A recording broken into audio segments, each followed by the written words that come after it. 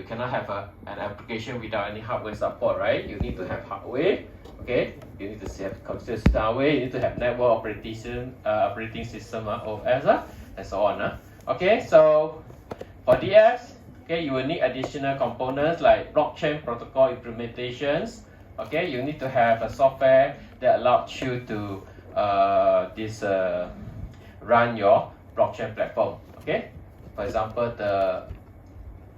this application for your Ethereum node. For example, Ethereum node, you need to have a software that follow the protocol defined, right? Okay, so you must have these components. Okay, and then after that, okay, you need to have virtual machines and so on. Okay, and also the application logic. In this case, it refers to your smart contract. Okay, so you need to have smart contract. Okay, running on that can be run or executed on virtual machine or EVM. And then finally, okay, this is also important. Decentralized application that involve the back end and also the front end. Okay, of your application. Okay, your UI and so on. Right. Okay, let me give you a better understanding by having more node. Okay, assuming this is one node. Okay, and then we have another one. This is how they communicate. Okay, with each other. Right. So here, okay, your decentralized application is the one that's going to interact with the user. User can be a human, like you, human. Okay, they're going to trigger certain transaction, right? Okay, or it can be a process or software. Okay, that actually interact with your decentralized application. Okay, and then also we have our smart contract deploy. Okay, so here we use RPC. This is what we have learned. Okay, the function invocations will need you to do it. Okay, based on this remote procedure call. Of course, don't worry lah. Okay, for a developer like you, right? When you want to write the applications, very simple. Okay, you just make use of the APIs available in your web3.js this library and so on. Okay, so the rest will be handled by the library lah. Okay, alright. So you can communicate. Okay, until you reach this blockchain network. Alright, for the whole development of DF is very similar to your conventional ways of developing. Okay, so you don't need to actually start everything from scratch.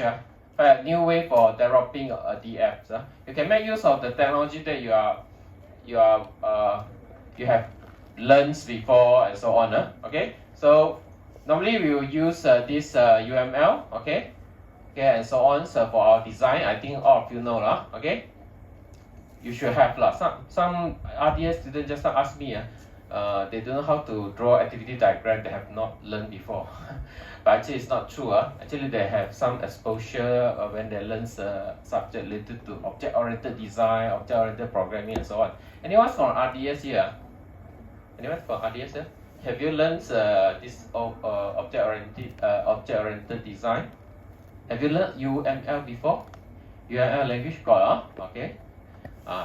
Those students asking me just now already written all the knowledge to their lecturer already. Okay, basically I think IT students will be exposed to all this knowledge. Okay, because UML is very basic. Okay, so in your assignment also you are required to do a very simple design documentation, right? At the time you need to make use of your knowledge on this UML. Draw the not the class diagram anymore because we don't have class in Solidity, right? We only have contract, right? So it will be called as contract diagram. Okay, you need to draw. It's very similar to your class diagram one. The way of drawing is almost the same. Okay, so you make use of that. Then you might have some use case diagram, sequence diagram, things like that in your design document. Okay. Okay, then we also need IDE, okay, integrated development environments for the DF development process like others conventional development, same law. Okay, so here you can use Remix as a very handy tool for your development. If you want to have some testing on your smart contract, you make use of Remix. Okay, but for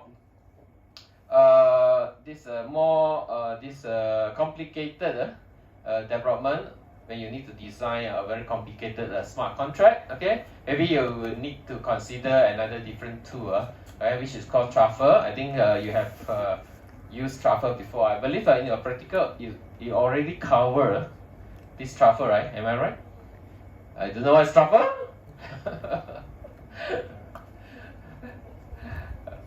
Tell me you have not come across Truffle. Have you come across Truffle in your practical?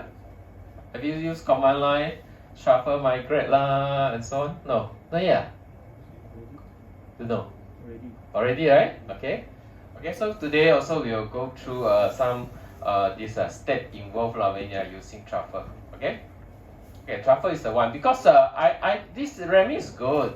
Okay, because it's a web-based one. You don't install anything. Okay, you can straight away use it, right? But of course, it has some limitations. Okay, Truffle can offer you more. Okay, can offer you more. For example, it can support this access pipeline. Okay, to help you to manage all the assets in your development, like your CSS file, your JavaScript file, your image file, blah blah blah. Okay, and also it gives you support for unit testing. Okay, because Truffle can support a lot of different unit testing framework. Okay, so if you really want to do a very thorough testing for your unit testing, okay, you try to learn the unit testing framework that can be used for Solidity. Okay, Truffle can actually help you okay, to execute the unit test okay, using those frameworks. So there are many more support from Truffle as compared to Remix. Okay, as a start, it's okay. You start off with this Remix, okay, it's fine. Okay, you just want to test whether the smart contract is working fine or not. Okay, later on you go for Truffle. When you're near to the production, near to the real testing. Okay, let's take a look at. Okay, this diagram will give you a very good overview on the whole DF development process, the step that needed, the tools involved, and so on, all in this diagram. Okay. Alright, so what you do in this development, of course, first you need to understand the problem statement. Okay, you need to get the requirements clearly. Okay. Later on, you start your design. Okay, make use of USM diagram and so on. This is an example of contract diagram. Okay, just like your class diagram that you learn. Okay, so after that, you can start with the design and you can start to implement, and then you can actually test it on the Remix that we mentioned just now. Okay, and then after that, okay, you can consider to use this Truffle to help you to complete the whole development process. Okay, Truffle basically is used to do the developments for the smart contract part, mainly on the smart contract part. Alright. You also need another team. This is considered the back end of your DF. Okay, you also need to have another team that work on okay, the DF the UI part, okay, of your web application. Okay, so you can use Node.js and so on okay, to develop the UI, something like this. Okay, you can use a simple HTML, okay, or if you're good in using some JavaScript related framework, okay, then you may choose to integrate the framework into your this front end also. Okay, okay, so when you are using Truffle, okay, you need to actually have one this mock-up blockchain, okay, a simulator, okay, not the real blockchain, okay, but it's a simulator, okay, that you can interact with, where you can deploy your smart contract and later on to interact, okay, the smart contract that you have deployed to this network, right? Okay, so when you have the front end like this, when you have set up your this back end, okay, when you have deployed a smart contract to this blockchain, there's the time for you to do some testing. Okay, you try to do some interactions try to click certain button, try to invoke certain functions inside a smart contract to see whether it work in the way you want. Okay, so you might need to download this wallet. Okay, this is a browser-based wallet called MetaMask, and then you can start the interaction. Okay, this will give you the user for your DFs. Okay, the user will come from the account in your this wallet. Okay, okay everyone, so basically this is a overview for the whole DF development process. Okay, so notice the difference from your conventional web application development. Okay, so for the conventional one you would have this one, this part. Okay, but for DFs it involves more things. Right. Okay, so far so good. Any questions so far for the whole development process? Okay, it should look like this. So in your assignment, maybe you can, okay, up to you. You want to divide your team. Okay, maybe some will take care about the front end. Okay, some will take care about the smart contract part. Some will take care of the testing. Some will take care about the design document. Okay, and so on, right? Okay, since you have 4 to 5 members in a group, okay, I think you know how to utilize everyone for your team, right? Okay, so I leave it to you. Okay, this is how the contract diagram looks like. It's very similar, right? Okay, to the class diagram that you are very familiar with. Okay, so the I think all these are the same. What is different is the name of the diagram. You didn't call it class diagram because there is no class in Solidity, only contract. Okay. Okay, so this will be the tool that you can use apart from Remix. Okay, Truffle. Okay, so the development process for Truffle is very simple. Okay, not difficult to understand. There are a few important comments that you need to remember. Okay. Okay, so we start with the initializations of a base directory structure. We are using Truffle after you download, right? Okay, if you have a new project, then you create a project directory. Then after that, you can start to execute Truffle related commands. Okay, so what is the first thing you do if you are using Truffle? Okay, first thing you need to do is you issue this command called Truffle init. Everyone can recall? Everyone can recall this? Have you typed this before in your practical? I think yes, right? You know what's the purpose? You know how to type, Do you know what's the purpose after you type these commands? What Truffle will do for you? Truffle is the one to help you, right? Make your life easier, right? Okay, you type this command, what you want actually? You want to? Yeah, you want to get a proper directory structure. Okay, this is a standardized structure, okay? They're going to give you a lot of folders and so on. The purpose is for you to organize your things properly later on. A lot of artifacts will be created during the process. A lot of things will be generated. The things that you have generated, where you want to put, okay? Where you want to put, right? So if you don't put it properly, you're not putting them in the right directory, the right folder. Later on, when this Truffle want to help you to do the rest, you don't know what, you would know where to find the material, okay, needed for the next step, okay? So it's very important that we have a proper directory structure to store the things needed for the whole development using Truffle, okay? So that's why you ask Truffle to create for you a base directory structure, okay? After that, you just compile, okay? Okay, you prepare your smart contract, okay?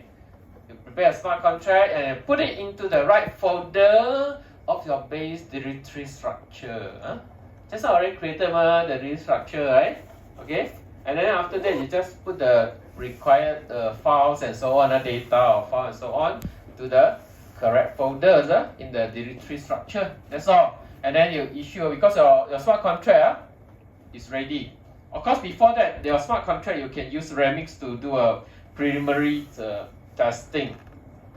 Remember, it's very handy, right? Again, Remix is very, very easy to use, right? You do some simple testing, and then if everything is fine, throw all your .sol Solidity file into the folder, and then you issue this truffle compiler to start compiling. Okay. So after compilations, okay, you get some artifact lah. Okay. Tell me, I think you have done a lot of compilation already for a smart contract. What would you get after you compile a smart contract, a Solidity file? Okay, our friend, what you will get? You have s.sol, right? You compile, what you get at the end? Compile to know what you get. Of course, you will get the bytecode, right? Granite bytecode, okay? Ready for you to deploy. Granite bytecode for you to deploy into the blockchain, right? Okay. So you get bytecode, yes. Of course, the barcode that you get, you must put it. Actually, it will automatically put in to the right folder, because already it create a base directory structure for you, right? So you put in the right folders, okay. And then apart from that, what else you can get after a compilation? You also will get something called A, B, C. Oh no, A, B, I, right? So what is ABI? Can you recall? Application binary interface, right? Basically, to allow your application to understand how to interact with your smart contract. What function you have, what kind of parameter it takes in, what kind of return value it returns to you. You need to know all this, right? Okay? Or how your application is going to use the function, right? You will know how to invoke, okay? You will know what kind of functionalities are available in your smart contract, right? Okay? So ABI also another very important things, okay, that you will get after a compilation. So bytecode plus ABI, okay? And all these things will be stored inside your base directory structure, alright? Okay, after that, what you need to do? What's the next thing? After compilation of your Solidity code, your source code, okay, you get the things you should get. Okay, after that, what you need to do? Deployment. You start to deploy. Do we start to deploy after that? No, right? Not so soon, Cannot. After compilation, you can straight away deploy. Why? Because you don't have a platform to deploy. Okay? Your blockchain network is not ready, everyone. Your blockchain network is not ready. Okay? So you want to deploy to somewhere, you must make sure it is ready, right? Okay? So that's why here, okay, we need to launch a Devron blockchain for testing. Okay? So we can use this truffle Devron. Of course, this is not the only option. This is actually a command from truffle that's going to give you a kind of a mock-up blockchain platform. Okay, it's the one that prepared by truffle. Remember, if you are using Remix, you can have a blockchain simulator. Okay, this is provided by Remix itself, right? Okay, remember? Okay, VM, right? Okay, JavaScript VM. Okay, that one is by Remix. And truffle also the same. You want to have a blockchain network for you to simulate? No problem. You just issue this truffle Devron, will give it to you. Then it will up and running, up and running very fast one. Okay. Of course, if you don't want to connect to that one, no problem. There are some configuration file inside truffle that you can configure, and then you can specify lah. Okay. For example, you want to use Ganesh. You set up Ganesh, right? Maybe a GUI based Ganesh, right? In your local PC. You want to connect to that one. You want to deploy to that one. No problem. Go ahead. You just need to configure some configuration file. Then your deployments will deploy the smart contract to that blockchain. For example, your Ganesh. Okay. If you want to connect to, let's say, a testnet, also no problem. Okay. You can also configure. So you connect to the right this blockchain platform. Okay. So this one actually is optional. Okay. This one optional. Okay. Okay. So after we had the blockchain platform ready, up and running, now it's the time for you to migrate. You issue. These are all the commands name. Okay, for Truffle. Truffle migrate. Okay. What will it do? Okay. When you issue this migrate command, actually it will do the deployment. It just use another name. They don't use Truffle deploy. Basically it means the same thing. You are doing the deployment now. Okay. So after you deploy, then you can start to do some testing lah. Okay, using Truffle test. Okay, if you have any unit testing they want to do, you can prepare the test script. Then you run the test script for you. Okay, so these are the important commands that you normally use when you use Truffle for your development. Okay. Okay, so this is a directory structure that I mentioned. When you issue a Truffle in it, you get this one. You get this one. Okay. Every project will get the same thing, right? So for putting those items mentioned here, okay. Test is the one for you to put your test script. Okay. Migration is for you to put those scripts related to deployment. Okay. And others. Okay. Okay, when you compile, they get all these things, API and so on. They put under API and Python and so on. They put under build directory. So you see it's important to have a proper base directory structure. Okay, so you see the whole project is well organized, not messy, right? Okay, whatever things created, I put it properly in the right place. Why I need to put in the right place? Because later on Truffle need to take from those places. It won't ask you anymore where to get this, where to get there. Okay, whatever you have done, you will put into the right place, and then for the next step, you will take from that place. Okay, so it's well organized. Right. So it make your life easier. Okay. Okay, hopefully all of you know what's ABI. I mentioned, I think I explained a few rounds regarding this ABI. If you are still not clear, you can ask me in another occasion.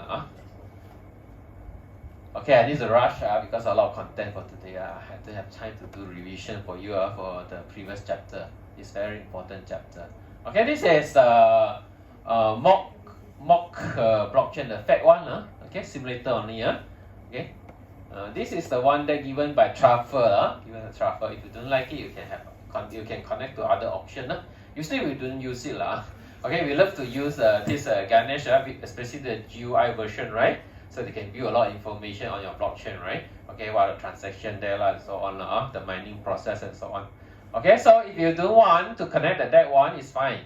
Then you configure. So you go to this Truffle config or this truffle.js.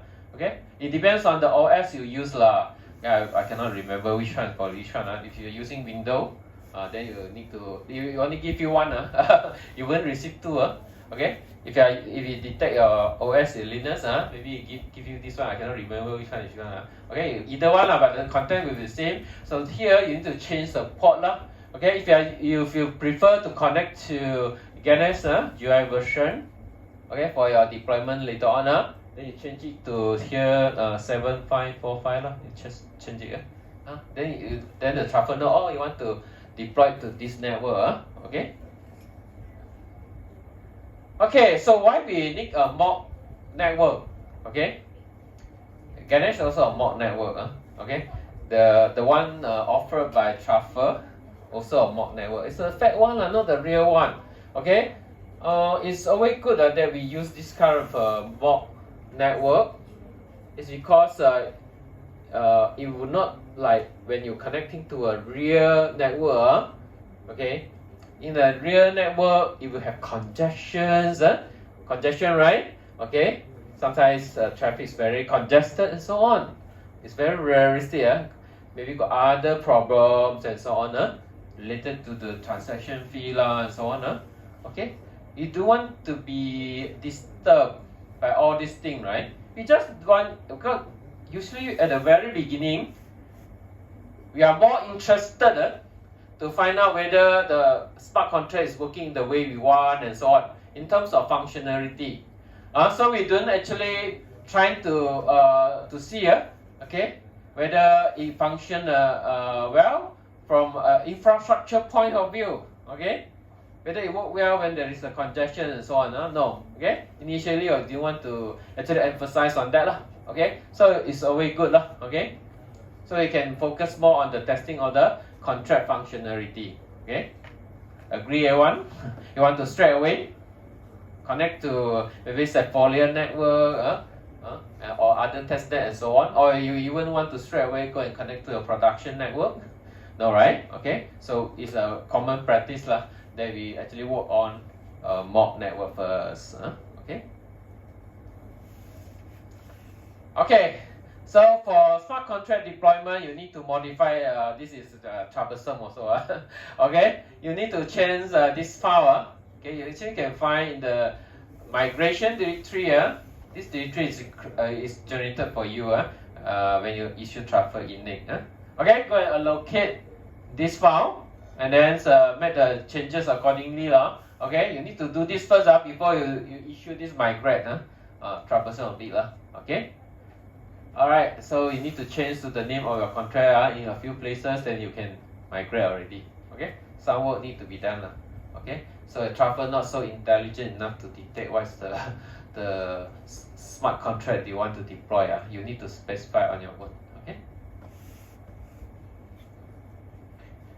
Okay, then you can do testing. Okay, after you deploy, then test just interact with the smart contract. Okay, you can do some negative testing, positive testing. Okay, so this one is study yourself. I want to be fast today. Okay, this is just testing. Actually, I don't like testing one. No? Anyone love to do testing? Anyone have done a lot of testing during a diploma internship last time? Using diploma, they ask you to do testing. Really? Okay, how many of you finished your internship for diploma? All of you, right? Hey, don't you?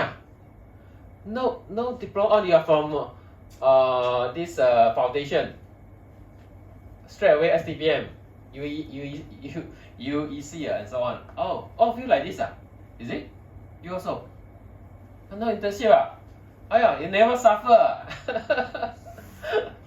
Okay, a lot of diploma because you learn less Company very pandai one, right? You come in, okay, I accept you do testing. I also don't like to do testing. Maybe some of you especially from RSW, software engineering, usually need to know the proper way of testing, all the techniques or technologies related testing. Okay, this one I read on your own. Just a testing. Okay. Then after you have written your, of course, when you want to test, you need to write your test script. No, not easy one. Especially if you want to make use of those existing unit testing framework like Mocha, Jasmine, Chila, there are many this kind of testing network. If you follow the way, well, you need to study the framework, how it works first, you need to comply to it, write it in the way required. Only you can finish the test script, and then it can be run. At the time it will be easy. After you finish the test script, then you just run. It will give you the result of your unit testing. So Truffle, this is one of the beauty of Truffle as compared to Remix that you are using. Okay, because they help you to do a proper unit testing based on certain well-known testing framework. Okay. Okay, then you if you are ready to deploy to a public testnet, okay, then you need to do something okay, or you want to deploy to production. Production means the real Ethereum network. You connect to the real Ethereum network. Okay, then you need to do this very simple also. You just need to prepare the information required. For example, if I want to connect to Roston, you need to tell all this information, the network ID for Roston testnet, what's the port used, and so on. Okay, you specify. Okay, so if you have mentioned the information about Roston, then you just issue Truffle migrate with this extra parameter related to network, and you type Roston. Then it will know from the configuration file just now. I will based on this Roston network to do this deployment. Okay. If you want to deploy to the production network, the mainnet, okay, then you just type migrate and then followed by this live then you know lah. It's going to deploy your smart contract to the real network. Okay. Of course, you need to pay for the deployment in this case. Alright. Okay. Done. So I cover the part from smart contract development if you are using Truffle. Usually you need to use Truffle. Or there is another tool very famous now. Also quite a lot of developers are using. It's called this Hardhead. Hardhead also. Okay. Also getting more and more popular. But still Truffle is a mainstream. Why? Because we all teach you Truffle. If I change to Hardhead, then the Hardhead will become popular, right? But most of the in most of the training, they will use this Truffle as the main IDE for developing smart contract. Okay, but there are others also coming out. Okay, so that one is for the smart contract part. Okay, now we continue with the next part. Remember that we can actually have two teams, right? One for front end, one for back end. Okay, for front end part, you can actually consider. I'm not saying that your assignment must use any JavaScript framework only. Not compulsory. If you are using normal HTML, CSS, and so on, it's fine. It's fine. Of course, framework have a lot of advantages. Okay, it will be more efficient, more manageable, and so on. Okay, it will actually make your life easier if you know because before that to enjoy all these benefits, you need to learn that technology. Okay, so it takes some time. There is a learning curve over there. Okay, so these are some of the popular framework, JavaScript framework they can use if you want. If you want to challenge yourself, they are good. Okay. So you can use Express. So I think in your practical also you can see example of this framework being used like Express, and so in one of the version of your balloting related this practical. Okay, you just notice. Okay. So for this, all these are out of scope.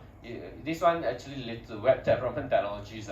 Okay. I know also not all of you know usually RSD student, IT student, they know very well. Okay, in their assignment they may use, but you are not compulsory for you to use. But usually in the real development we need to use all these. All right. Next topic, a lot of topic to cover today. All right. Next topic is talking about interacting with external data. Okay, so far I think you should have noticed that in your whatever application you try out in your practical so far, you do need to actually write a smart contract, the logic of smart contract that need to base on external data. Okay, so there is no example that require to, let's say you need to pay someone how many eaters and so on if the result of the match between Liverpool and Manchester United States is 1-0 or whatever, right? You don't need to depend on the result of external data. Okay, then you don't need to care about this okay, but to make our DF more practical, okay, if we cannot interact with the external data, for example the temperature now and so on, the result of certain competitions, the current price of ether or whatever, all these are external data are going to fractures, right? Okay, then it will limit the possible or potential application that you can build, right? Clear or not? Agree on? Okay, because a lot of application depends on external data one. Okay, external data, you must know that, and then because it will affect your logic, if L, right? Okay, it depends on the external data. Okay, so no choice. Smart contract also need to support external data. Okay, we're going to look at how we actually going to get external data. Okay, so we actually make use of something called Oracle. Oracle is the way for us to get this external data. Straight away go to this part. Okay. Alright, one of the example is using Oracleize. Oracleize. This is a library. It's a library offered by a company. Okay. What's the company name? I cannot remember. Okay. So if you want to get the external data, you use this library, you import this library.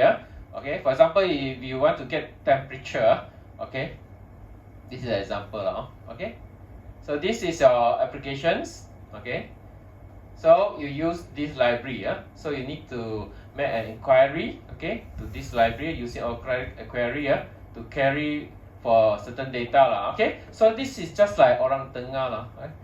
This oracle will work as a orang tengah for you. Okay, it will do the job for you You will know the way don't care you just use it, you just call. Okay, so you will know the way how to connect to this data source maybe using certain API and so on. Okay, and then later on it will get will feedback to you the received data, for example the temperature that you want.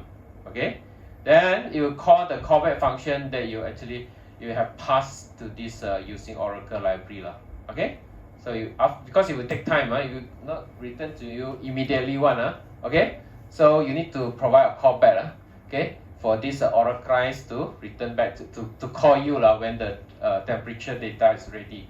Okay, so this is the way we can actually get this external and then to be fed into our smart contract for our business logic to continue. Okay, it's very important. Okay.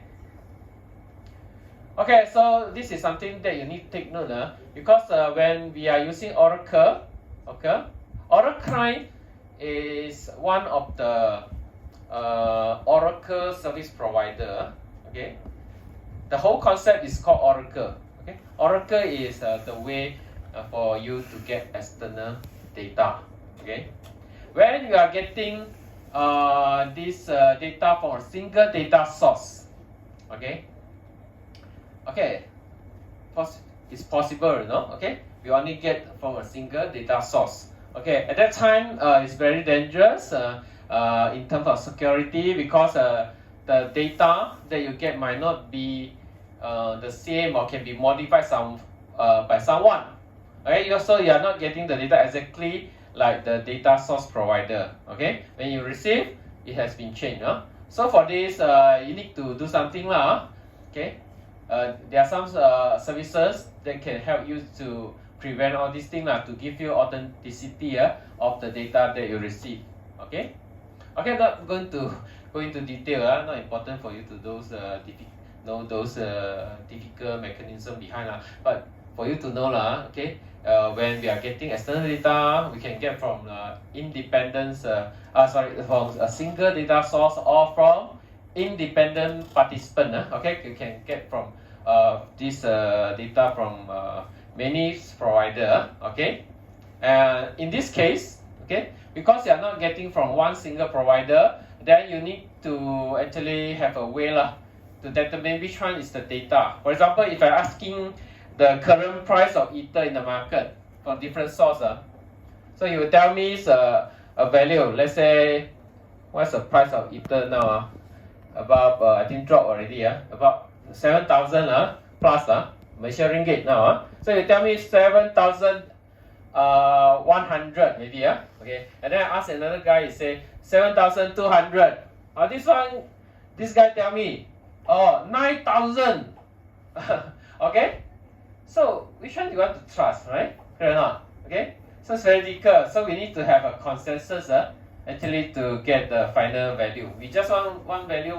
I just want to know what's the current market price of Ether, so that I can continue with my business logic in my smart contract, right? So the easiest way is to get average and so on and then you remove those outliners and so on. Right? The 9,000, I don't want to take this into consideration. I will drop it, right? Clear or not? Those 7,000 something, I'll take the average. I'll treat it as the current value of Ether in the market and use in my smart contract. Okay. So I give you an example of very famous this data provider, and I think as a blockchain student you should know. You should know this provider is very famous one. Where's the browser? Okay, what's the time now? Okay, to rush a bit. Okay, it's called Chainlink. Okay, what's this? Okay, it's called Chainlink. You can Google also.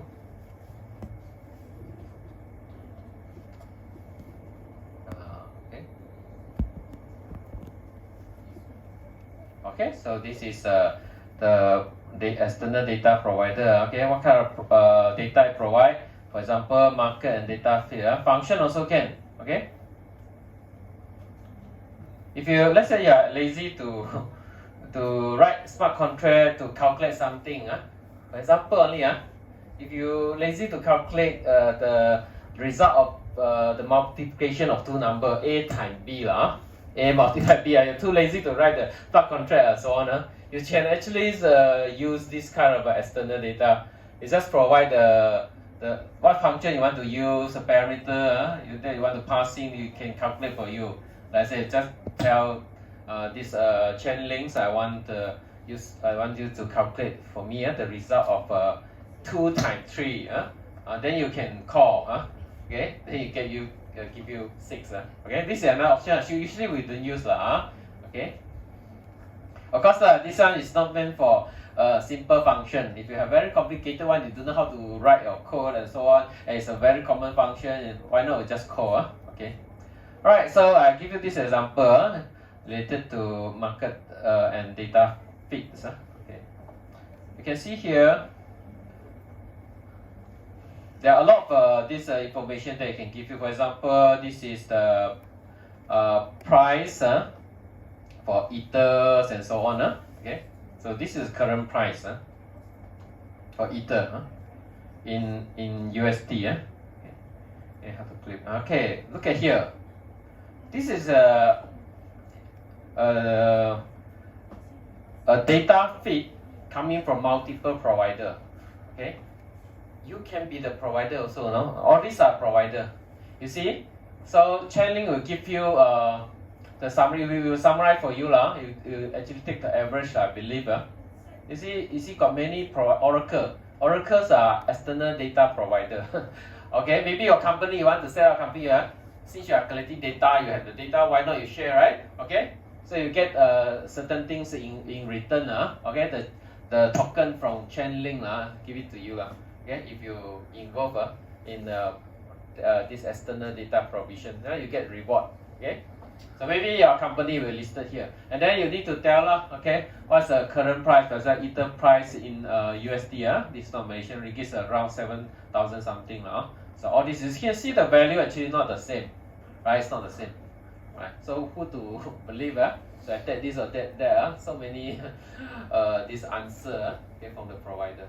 So the very simple way is to let Chainlink to take average for you so it will give you this answer. So you take this for your use in your smart contract. Okay. So this is Chainlink, and remember this company it's very important if you need external data. Alright, let's continue. Okay, I have about 1 hour time only. Okay. Alright.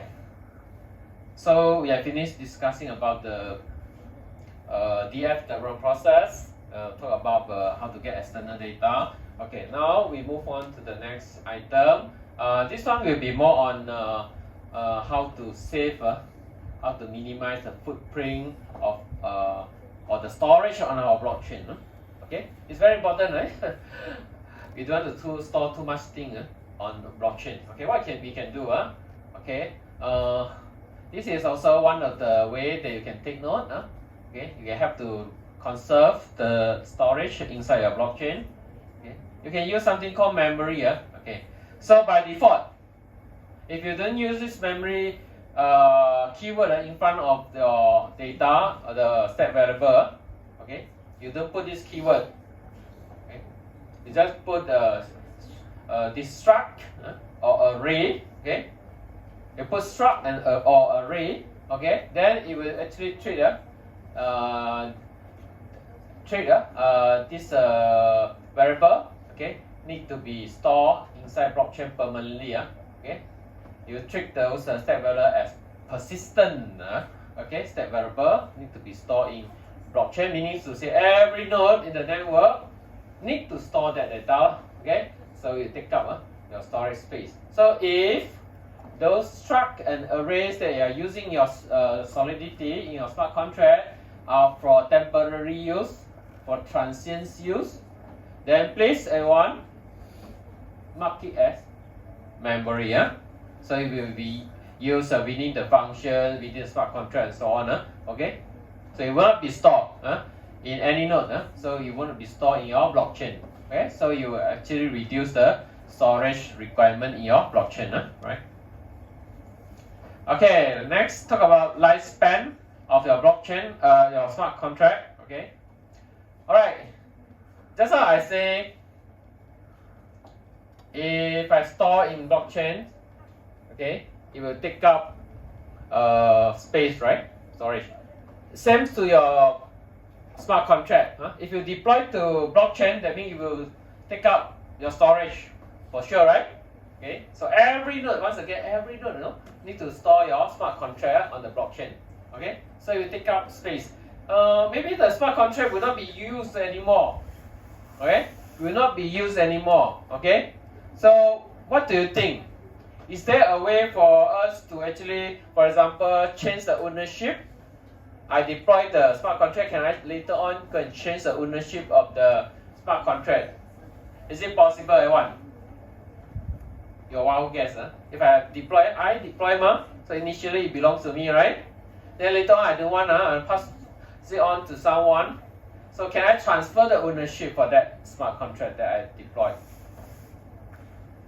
The answer is yes, possible. Okay, possible for you to do so. Okay, so you can change. You can have a function like this. You just change the name of the owner.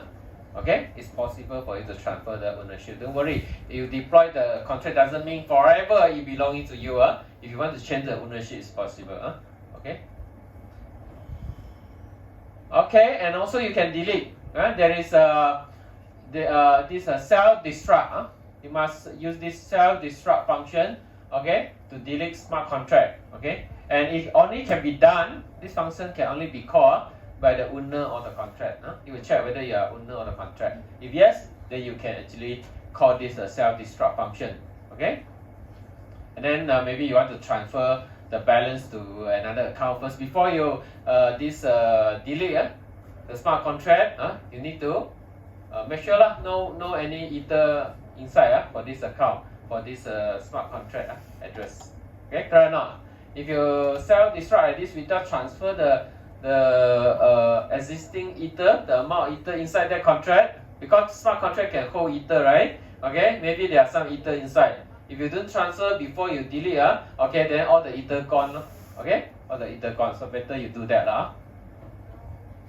So after you do this, you free up space in the Ethereum blockchain, right? Then you'll be asking me, sir, you say from the very beginning that all the things are written to blockchain cannot be changed, right? The bytecode, can I change the bytecode? Now the transaction cannot be changed. Everyone must remember, data can be changed. If I want to update owner, I can update, right? I can change the data. What I cannot change is whatever transaction that you have broadcasted to the network. Because all transactions will be recorded down in your block, right? All these things will not be changed. Okay? But those state variables and so on related to your smart contract can be changed one. Okay? So when you self-destruct, say all those variables, for example, you have the variable A, you have the struct of student, or other things, strings and so on. All these are the state variables related to your smart contract. Okay? So when you self-destruct, the one that not going to disappear is the smart contract deployment transaction. You cannot change. Okay? You cannot delete that one. So what will be deleted will be the storage related to this particular smart contract. It will be wiped out. Okay, delete. So all the nodes in the network, now they no longer need to keep track to store those variables related to that smart contract anymore. This is the meaning. Alright. Remember, it's still valid. Transactions is the one, okay, that cannot be deleted, cannot be modified. Okay. Okay, now we take a look. do a quick revision on what is inheritance and interfaces. Very quick one, I think some of you learned. Just now I asked whether you learned OOP before, right? Or OOD, object-oriented. Okay.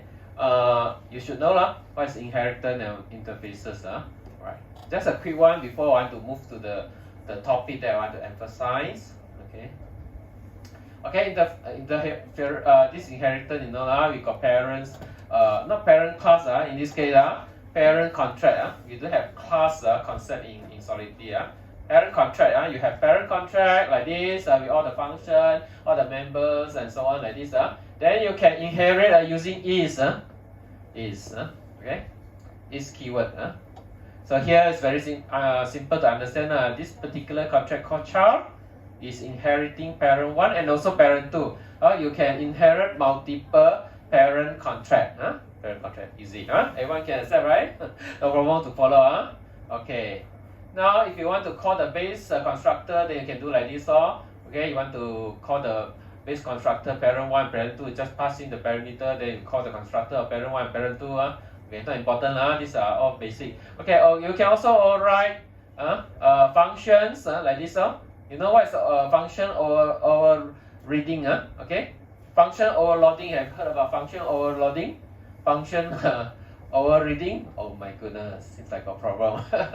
Not important also. Okay, you study OR once again. Basically means that if you don't want to use a function inside your parents, the function inside your parents like this is the one declare inside your parent 1. If you do something in your parents this contract, this operation 2, we have some implementations and so on. Okay, so if you don't want to follow that one, the implementation in your parent, you can override. Okay, you override by writing your own business logic here. What you want to do with this name called operation 2, which is also available in your parent contract. Okay, you can override. Don't want to use that, it's not appropriate. It's not applicable. I use my own implementation. You can do so. Okay, it's allowed also in this Solidity. Okay, all these are related to inheritance. If you have a good grasp on this topic, I think you won't face any problem. Okay, for this. Okay, don't worry. I won't test all these things on. I don't want to. This is just some basic things about inheritance. Okay. Then this is for you to call the base function. You must put this parent's contract name here or something. You call the operation there. Okay, this is how you call the base function. The function is not available. It's not referring the one in your contract, but at the parent side. So you can do like this. So you can call the base function like this. Okay, a quick one, very quick one. Okay, you can using super also to refer to the parent. Okay. Okay, then abstract contract. Okay, let's synchronize our understanding on this term called abstract. Okay, so what is abstract contract? If you have one function that is abstract, then your contract is abstract already. Don't need to check other things. If your function is abstract, one function enough. The rest are not abstract, but for one abstract function inside a contract, then the whole contract is considered abstract. Okay. Okay, so here for example, this is abstract function because it only have the declarations, okay, but it does not contain the implementation. You see, no implementation, right? So this one got implementation, right? This function, but this one don't have, right? Empty, right? So this is basically an abstract function.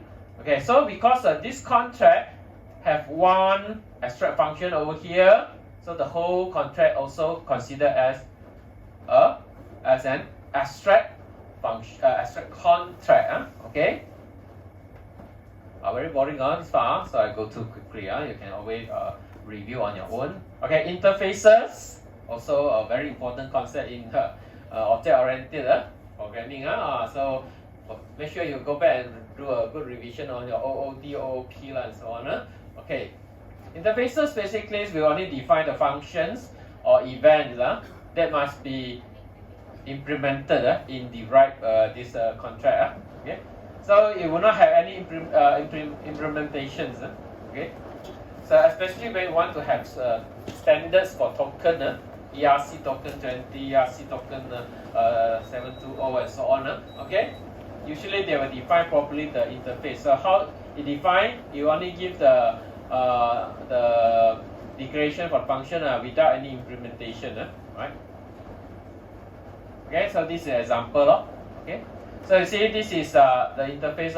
Okay, no implementation, and then the derived contract need to implement. Need to implement here. Not implement here. Interface won't have any implementation. Just a declaration. Stop there. Okay.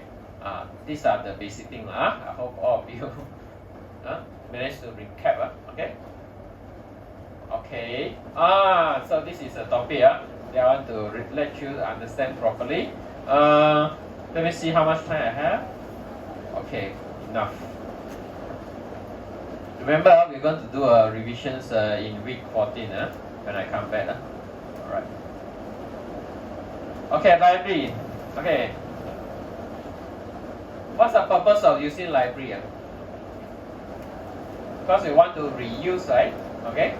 Whatever function that are commons, we can actually write once and use by many contract. Correct? Okay. That's why we create library for people to use. We can sell library also.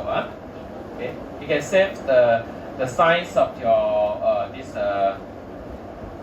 size of smart contract also. Because maybe the same function you use many times in your smart contract, right? Okay. If you have library, okay, you don't need to repeat the whole thing. Rewrite the whole thing. Just call that function every time, right? So it's a saving in the footprint, okay, of your smart contract. Right? Okay, but this is the way we create library. Okay, this is how we create library. We use the library keyword.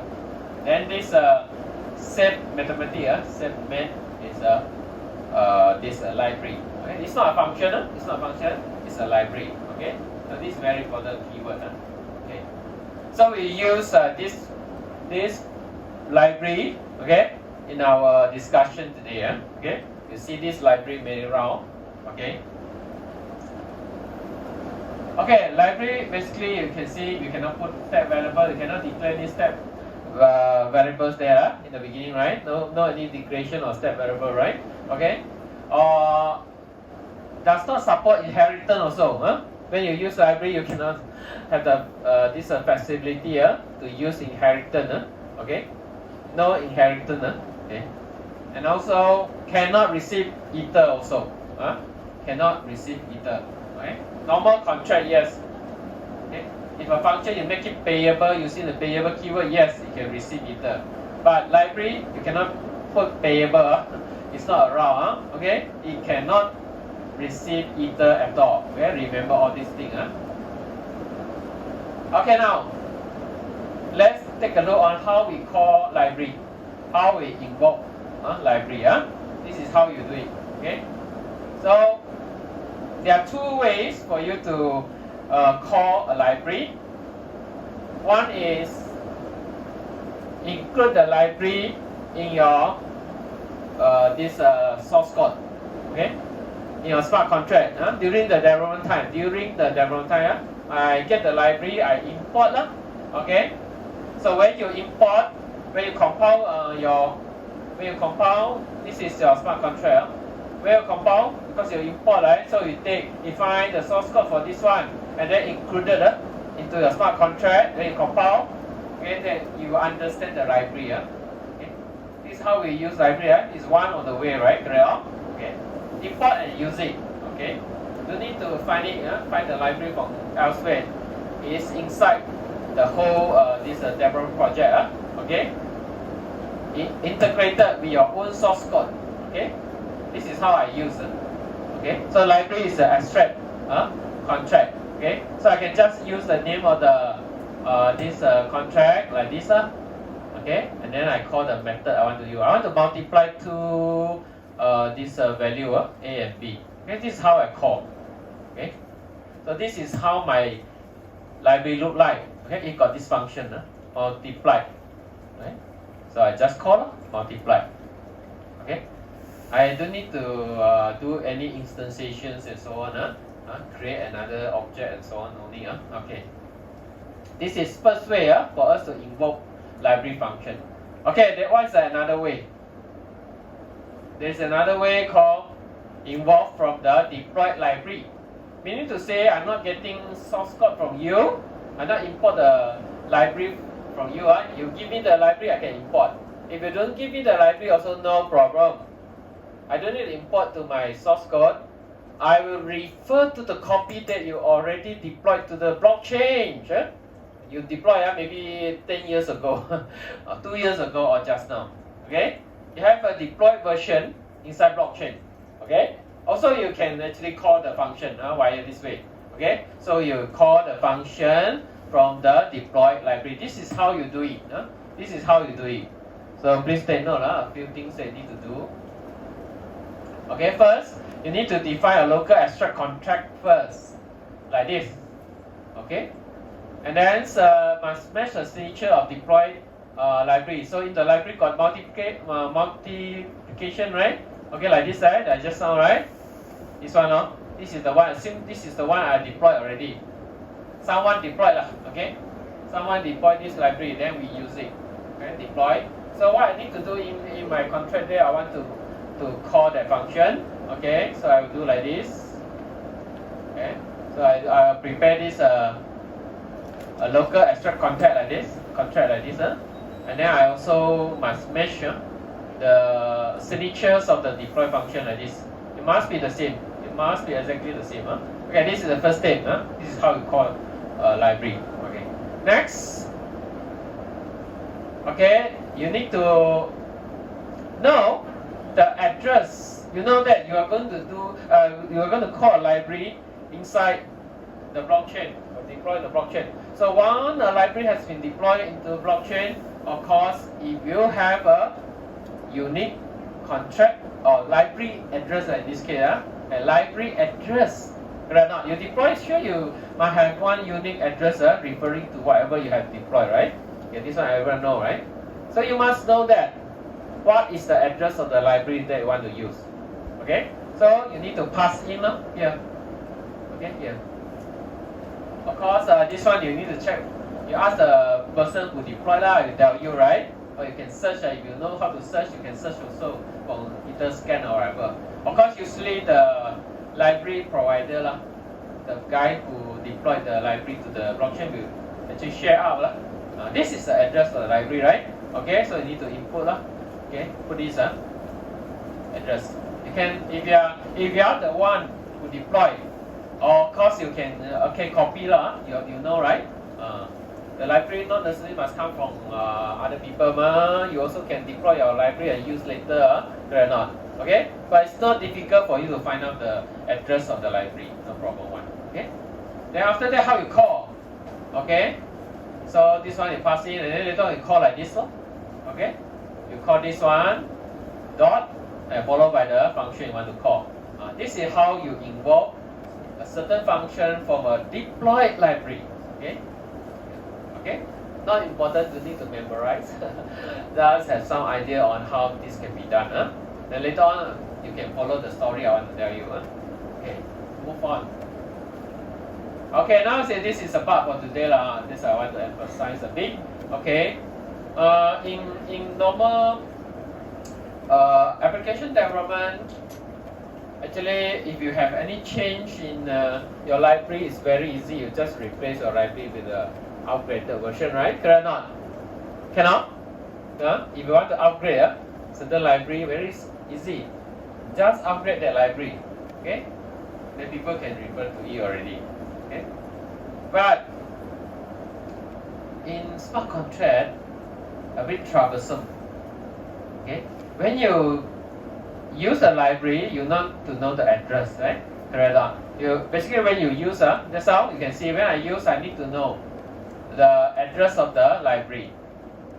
Of course, the content cannot be changed. Okay. You want to upgrade, there is a bug. Of course, you want to fix it, and then you have corrected a new version of your library, right? Okay. But in this smart contract, you are not allowed to update the deployed library, right? You cannot touch anymore. But your program that referring to that library still refer to that library. with that address, right? Still refer to it. So whatever bug there is there, cannot change. Cannot change one, remember, you deploy there, it cannot be changed. Oh, that's a problem, correct now? How can I actually correct the bugs and so on, so that the user can use the correct library, the latest library and so on? How? Okay. So this is something that we need to ponder, okay? So actually the way to solve this problem also very straightforward. Later we have a look on that. Okay. So let's now look at this scenario. This is not a good scenario. Okay. Maybe all of you will do it in this way. Okay. So we have different developer. Okay. Developer A, B, C. A, B, C, and so on.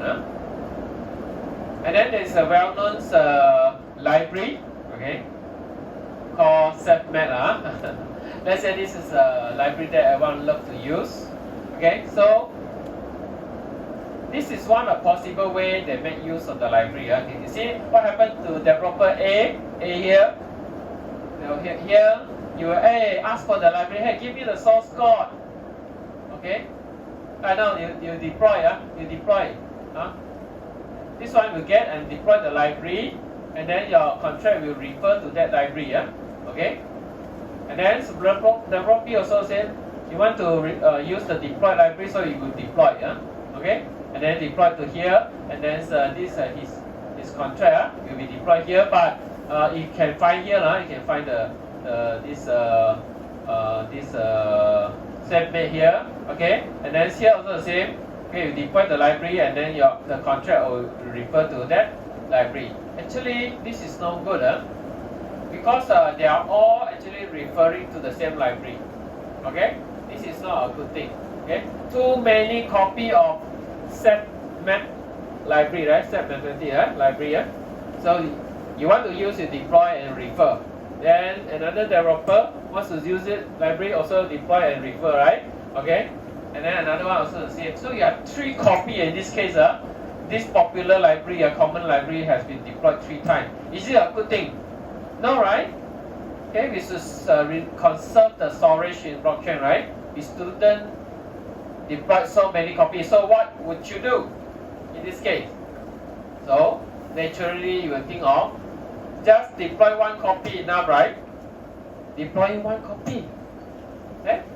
So you should do like this.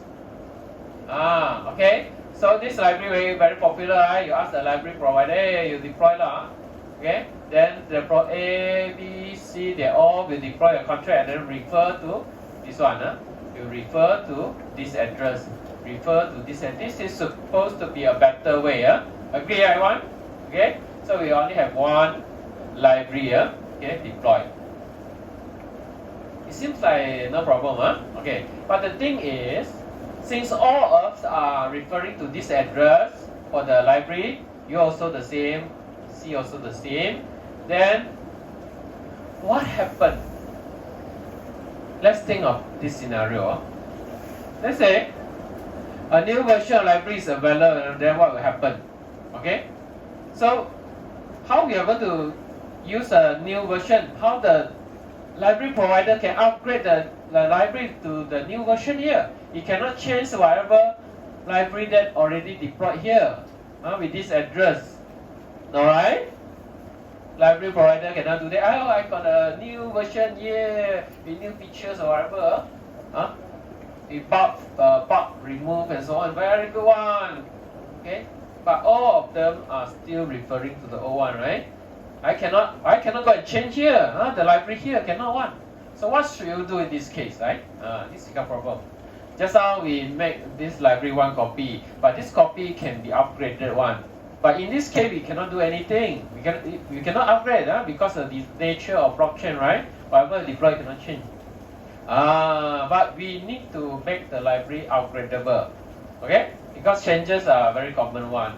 And upgrade always happen, right? Version up always happen. So in smart contract case, what is the way to solve this problem, right? All right. So the idea is, okay.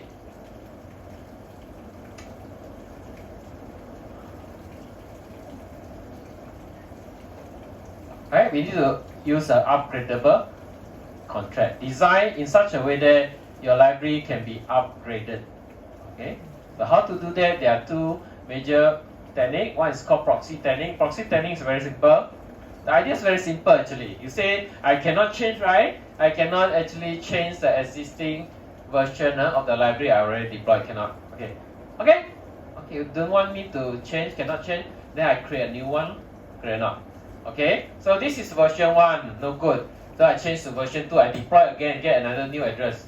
When this one obsolete, got problem, I upgrade to version 3. Okay. Then I deploy the new one, and then I get another new address. Yes. For library providers, job very senang one. I want to upgrade, I create a new one, get a new address. But the thing is, over the years, a lot of this user or developer already use your library based on your old address, right? The version 1, right? They refer to this one, right? So refer to the address of this one, the first version. All the developer A, B, C all refer to this. So they still refer to this.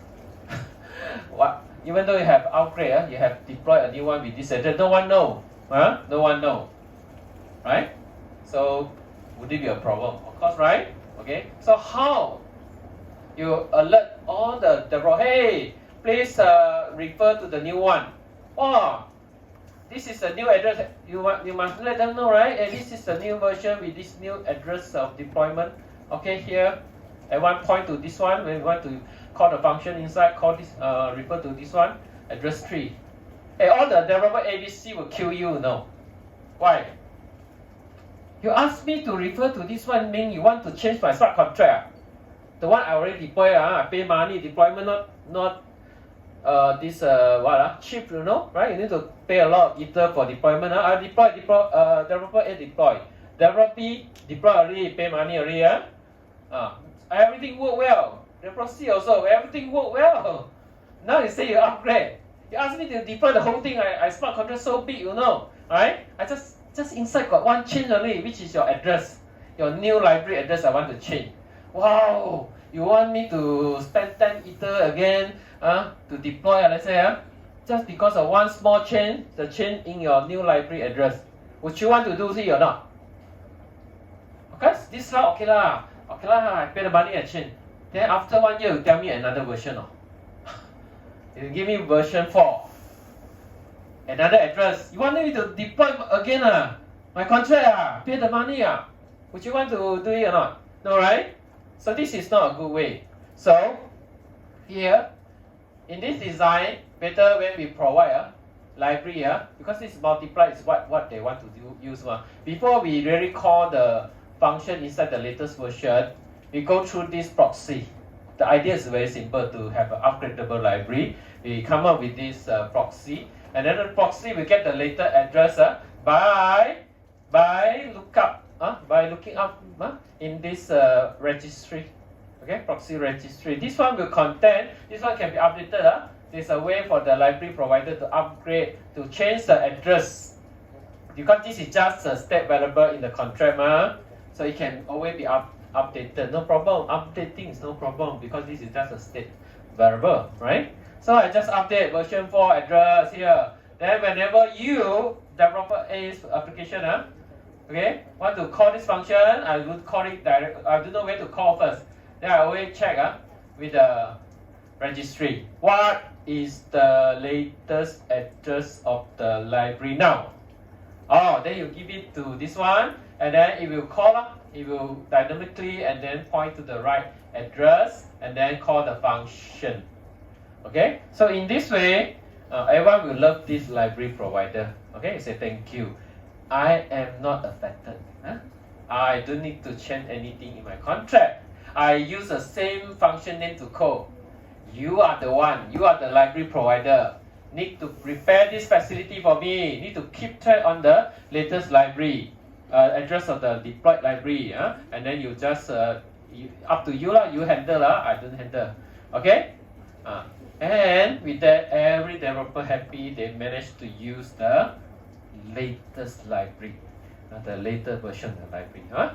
So this is how you see this very troublesome, right? This is not needed if you are doing normal conventional application development. But if you are developing smart contract, you need to consider all these things. Okay, you need to design in this way if you want to provide library for other people to use. This is first technique, so this one very easy to understand. Just have extra component in the library provider smart contract. Okay, to keep track of the latest library address. Okay, if you don't want to have this technique, you can consider another way of doing almost the same, but it's make use of inheritance that we discussed just now. Okay. Also, it requires the knowledge about this delicate code. I'm not sure whether I got time to demo to you so that you can understand better delicate code. Maybe can, okay. Now the idea is very simple. Okay, let's go to this. I explained about delicate code. This I actually mentioned before, but I also share with you, I believe, inside Google Classroom. I actually post a message a long time ago. I give you one sample of related to delicate code. You call function using call function in a smart contract using this delicate code. What will be the behavior? I'm not sure how many of you actually downloaded and then copy and paste into Remix, have a try, okay, to understand what does it mean by delicate code. Okay, have you tried before? All right. Then what's the point for me to share? Okay, never mind. Since you don't try, but in order for you to understand better of this technique for creating an upgradable contract, you need to understand. Okay. Or I can just skip actually, okay, but still have time. Maybe I'll do a quick demo.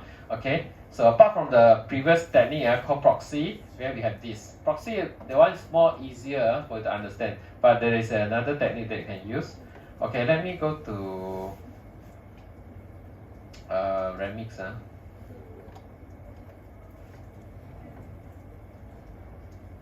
Okay, I try to finish in 10 minutes time for this demo. I have the sample with me also. Copy the whole thing. Okay, how come so big? Okay, let me go to Remix.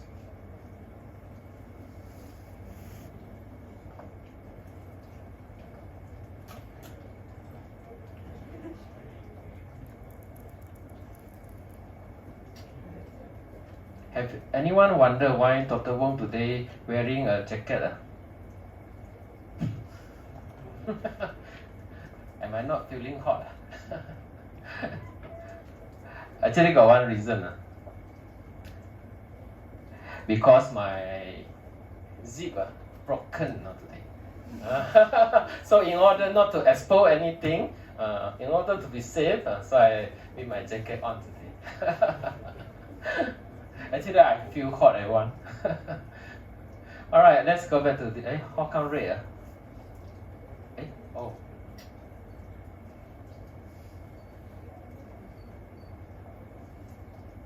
Okay. Okay, so this is a very simple. I simplified the example for you. Okay, so now you can see there are two this contract. Let me change the name so that you can understand better. This is actually a library. It can be considered a library. It's not a library actually. Okay, it's a normal contract, but it will. Okay, I just call it lib library Basically, I changed the name of the contract called library This is something that you call this is a function of the library. Set a variable. Set variables Okay, so you set a lot of variables here. Okay, so this is a function we want to call. Anyone can call. Okay, so now here is a calling function. The contract A is the one who call. You can see clearly or not? Not so small, not small. Okay, so here actually you will use the delegate code to make the call. Okay, so this is a function you want to call. Okay, so you passing when you make the call, you passing the contract. Okay, they want to call, and also by the you pass in a parameter, okay, number, just a number. You call this function and pass in the contract you want to call, and then the variable that you want to set. Okay, so then you make a dedicate call to this address the library that you want to call. Here, you want to call this function here inside this contract. You give the address of the contract later on, but I want to call this function. So you need to pass in a variable called number. Okay, I think should have no problem. So let's look at what happened. Okay, this is all the variables are there here. Okay, so basically when we call, our objective is very simple. You want to update the value of the variable here, set the variable here. But I want to do this via an external function called this set variable here. This one. Okay. It looks like calling a library. I call, then my number, the value of number will change. Okay. I call a function, you do it for me, right? So I will get this number updated. This one is updated later on to the number that I provide. Okay. So I call in this way. I perform a dedicated call to this contract. I'm calling this function. Okay. So I'm calling this contract and call this function by passing a number. Okay. Okay. So what we need to do? We need to compile. Okay. So we compile this one. Okay. Alright. Then we no problem. Warning not important. This one. Okay. Let's deploy. Okay, so we deploy two because in the same contract there are two contracts. Okay, in the same source code file we got two, right? One is A, one is this I changed to lib library. Okay, something like this. So I deploy one by one. Deploy one. Okay, done. Then I get this contract, right? Okay, then I change to another one. I deploy again. I get another contract deploy with the address assigned. Okay, so this is library meaning to say when I call this library, I need to give the address of this library, right? Okay, so which is equivalent to this one. So I copy the address. Okay, now I want to test out whether it work or not. So I go here. Okay, so what I need to input is the address of the contract I want to call. So I paste. And then I need to provide another parameter, right? It's called number, right? Let's say I put 99, let's say. Okay? Need space or not? Okay, space I. Okay, 99, I put 99. Okay, then I set. Okay? Okay, now, that means just now, okay, from here I call this function on this contract. Okay, then I call this function. Okay, I provide 99 as the value. So you can see want to update this one, all this information, right? Okay, let's look at the number here. One of the step variable inside. Okay, you can see what's the value now. It has been changed, right? Okay, so you can see here, even though in this library I say I call this one I pass in this number 99, right? But here also got the variable called same. You see they are the same. Okay, but you can see here, because this work like a library, we shouldn't actually update the actual value here. If you call it will update, you assign 99 to num, right? Correct or not? Okay. However, this is dedicated code. The behavior a bit special one. Okay, so you can see here, just like I call this function. By right, this 99 that I'm passing should update this value, right? So this value here should become 99. Now we go to this contract to see where the value. This is the contract, right? This one. Okay. Now this one, if I click, it's supposed to reflect the value of this one, or this one, 99. So you can see what's the value. It's still 0. Still 0. It's untouched. It's not set. Okay. So this is the behavior where you are making a dedicated code. Most of the time we use call, the call to call a method. Okay, call a function in a smart contract. This is dedicated code. It's designed for you to implement library. Okay. Because library you cannot update with the. You cannot have actually by right. You cannot have a step variable one, right? or you update, then other people use and they update become another value, right? Not allowed, right? So you need to use dedicate. So whatever the update will happens to the calling contract, like what you have seen just now. So based on this, okay, now we can consider you to use that in our this approach. This is the second approach I mentioned, right? If I don't tell you that, it's very hard for you to understand. Definitely you can't understand. Okay. So here the idea is very simple. We use inheritance. Okay. We also need someone to keep track on the latest address. Okay, we can deploy as many new versions as we like previously. Okay, but all of them actually will be inheriting this parent contract called upgradable, let's say. Okay, so this destination here is a placeholder where you will hold the latest address of certain library, like this one, version 1, version 2. If you have version 3, then this one, the address will be the new address of the new version, right? So it's the same. This one cannot be changed. We still need to have information on the latest library address. Okay, and here we can actually do this because we use the dedicate call function. So we have two different things. Two different contract here. One is called dispatcher. Dispatcher is the one that's going to hold the state. Hold the state. Okay. Maybe all the state available will be here. Okay. And then you call via the dedicate call. Okay. So whatever things that you want to update, you can call here. You can use, but whatever you want to update will be updated here. Okay. And you will always refer to the latest address and call the function. Okay. In this way also, you just need the developers and so on. They don't need to do anything, but as a library provider, you just need to deploy a new version of address, new version of library, and then this update the address. Okay, you update the address of this one. Okay, so basically this is also the way of doing the same, but it makes use of inheritance. Make use of dedicate call. A bit complicated. Don't worry, it won't come out in your exam. But I just want to highlight that it's not like conventional application that you normally develop. You need to pay special attentions to how to actually come up with library that can be upgradable in future. So these are the way you can do so because you are developing smart contract. Okay. Okay. So this is about the library. Okay, we have a few more topics to share. Okay, so this is the ecosystem of Ethereum. Most of the things we have covered. Okay, so ecosystem is very important. If you are ambitious, you want to come up with another competitor for Ethereum, you come up with a new platform and ask people to use. Okay, no matter how good is your platform, when your ecosystem is no good, also people won't be using.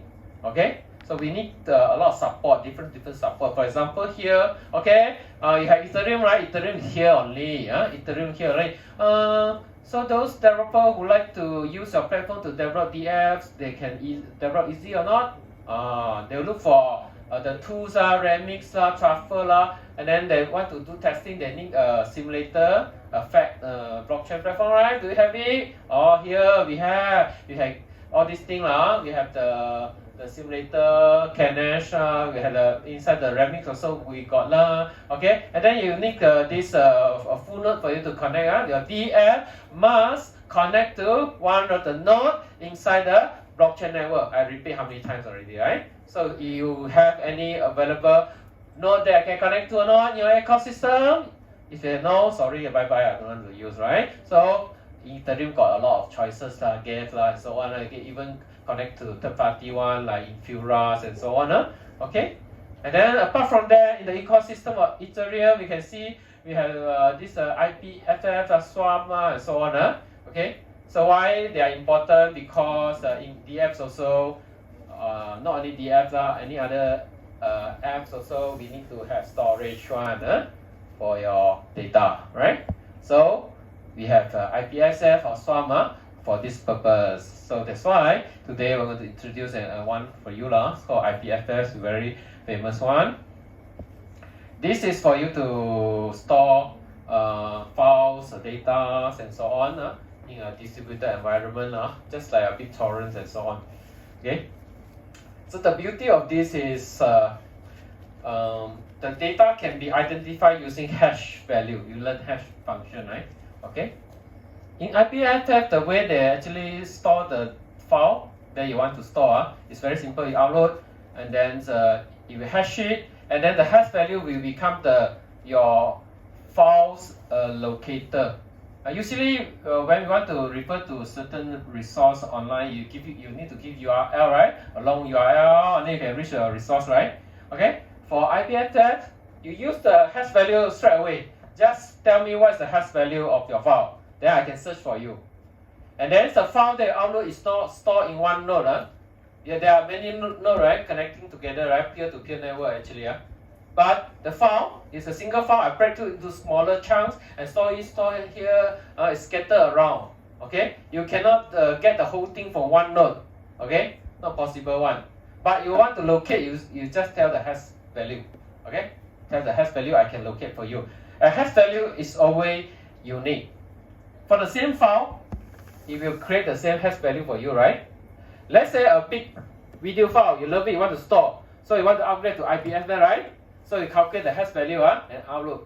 And if there is already the same video file up there in IPFF, already someone uploaded 2 years ago. Same one, exactly the same. You want to upload again, it won't upload for you. Because the hash value, you find, already the same hash value up there already. That means already the same thing there. So, if you are doing this, using this IPFF, you can save the storage. Correct or not? If not, you also upload the same thing, you actually waste up. Okay, a lot of storage, right? So IPFF is very beautiful. See? There's only a single copy in the IPFF network. Okay? If you want to get that, using the hash value, then you can get already. You need to upload second copy, third copy, and so on. Duplication wouldn't happen. It's the beauty of IPFF. Okay. So you can actually store this hash value inside your blockchain for certain. If you want to refer to certain files and so on. Usually we don't encourage you to store a lot of big files, big data inside blockchain. You can store it in IPFF. What you need to store is the hash value of this file, data, and so on. Okay, as a record. There are many others alternatives, actually a long list. Okay. Alright, so another ecosystem that might be needed for Ethereum, okay, is ENS.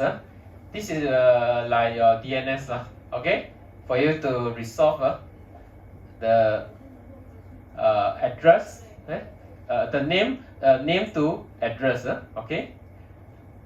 Because Ethereum address is very long, Alert me if near to the end of the class, I need to give you the pin code. Okay, I will just talk for another 2 minutes.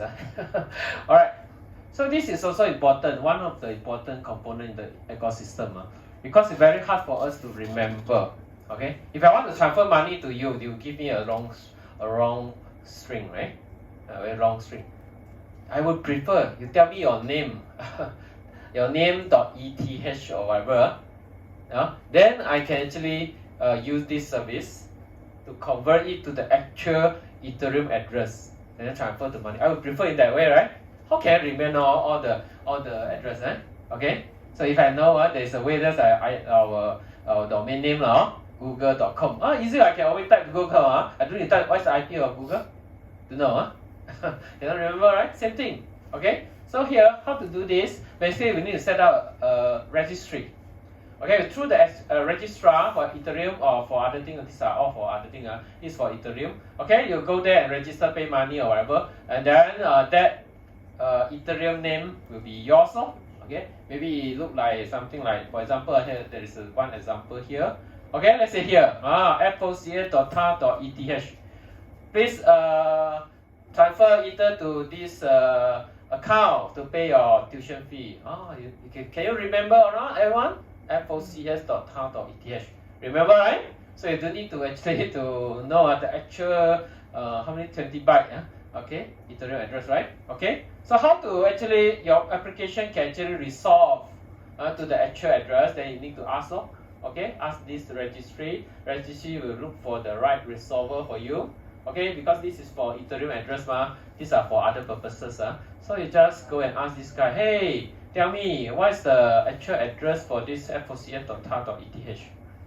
Okay, so it will give you you search, you do a lookup, and then you feedback with the actual. This is the actual one. Can you remember? Cannot, right? Okay, so this kind of Ethereum DApp service is also important. Okay, so for DFs to really work, we need a lot of support. We need a proper place for to store something. We don't want to store everything on blockchain, too expensive. We want to have a way to better understand the what about that address, right? Belonging to which people and so on, which organization and so on. So we need to have EMS. Okay, so this is how we achieve Okay, so for you to develop DApps, you need a lot of things, right? Okay. Wow, I've been talking for 2 hours. Okay. Now it's the most important time for you. Okay. I know you have been waiting.